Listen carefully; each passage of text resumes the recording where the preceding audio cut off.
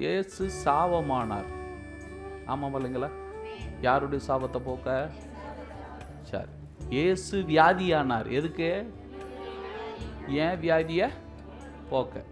அப்போ சாபமானார், வியாதியானார். இயேசு தரித்திரரானார். எதுக்காக? என்ன என்னாக்குவதற்காக? சரி. இயேசு பாவமானார். என்னாக்க? பரிசுத்தவானாய் மாற்ற. நல்லா கவனிங்க. இந்த முதல் பாயிண்ட் நடக்கல. வியாதியானார், வியாதியிலிருந்து விடுதலை வந்துருச்சு. அதனால தான் இங்கே வந்து உட்காந்துருக்கோம். ஆமாம் இல்லைங்களா? அவர் வாங்கினதுனால இப்போ நீங்கள் எங்கே வந்து உட்காந்துருக்கீங்க? வாங்கிட்டார். சாபமானார், உங்கள் மேலே இருக்கிற சாபங்கள்லாம் கர்த்தர் என்ன பண்ணிட்டார்? வாங்கிட்டார். அதனால் இது இப்போ அங்கே உங்களுக்கு பழிக்க மாட்டேனுது. நீங்கள் நல்லா தான் இருக்கிறீங்க. சாபம் இருந்தால் உட்கார முடியாது, நீங்கள் வேறு இடத்துல இருப்பீங்க. ஆனால் சாபத்தையும் அவர் என்ன பண்ணிட்டார்? வாங்கிட்டார். ஆமாம் இல்லைங்களா? தரித்திரரானார். எதுக்கு? நீங்களாம் கொஞ்சம் நல்லா இப்போ பாருங்கள், நமக்கு தேவையான அளவுக்கு போனால் இருக்குது. ரொம்ப பெரியதாக இல்லாட்டினாலும் நான் வாழ்கிற அளவுக்கு எனக்கு இருக்குது. எல்லாம் நடந்துருச்சு. ஒரு காரியம் மட்டும் நடக்கலை. என்ன காரியம் நடக்கலை தெரியுங்களா? என்ன ஆக்கல? பரிசுத்தமாக்கப்பட வேண்டும். எதுக்குன்னா, தேவன் இருக்கிற இடம் பரிசுத்தமான இடம். இங்கதான் ஒரு பிரச்சனை நடக்குது. இந்த பாவம் போகாம நாம எங்க வரமாட்டோம்? அவருடைய இடத்துக்கு வரமாட்டோம்.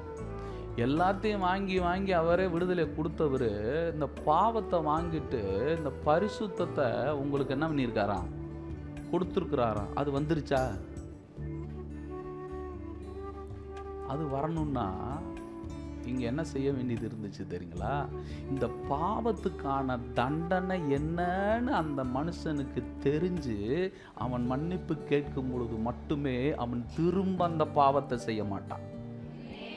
இப்ப நமக்கு பாவத்துக்கான தண்டனை என்னன்னே தெரியல. தெரியாததுனால தான் இயேசு கிறிஸ்து என்ன பண்ணார் அப்படின்னா, இந்த பாவத்துக்கு தண்டனை இருக்குது.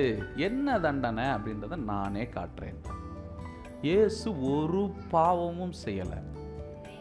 ஒரு பாவமும் செய்யாத இயேசு மேல பாவம் வந்த உடனே அந்த பாவம் அவர் எங்க கொண்டு போச்சு? முதல்ல சிலுவைக்கே கொண்டு போச்சு. சிலுவையில ஆணி அடிச்சிச்சு, ரைட்டு. தண்டனை கிடைச்சிச்சு, ரைட்டு. மரித்தார், ரைட்டு.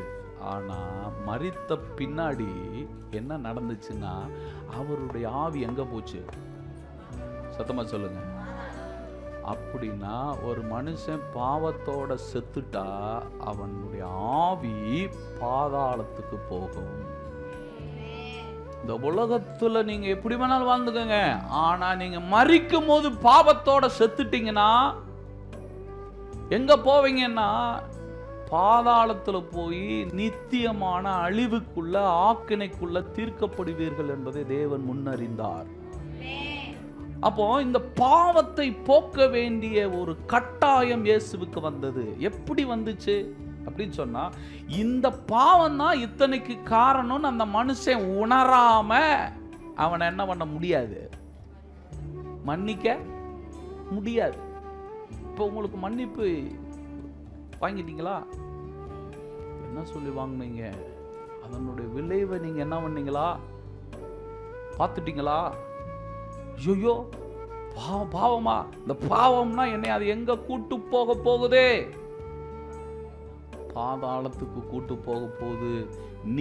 நித்தியமான அழிவுக்குள் அது என்னை என்ன பண்ண போகுது? தள்ள போகுதுன்னு ஒருத்தர் கண்டுபிடிச்சு என்ன கேட்கணும்? மன்னிப்பு கேட்க.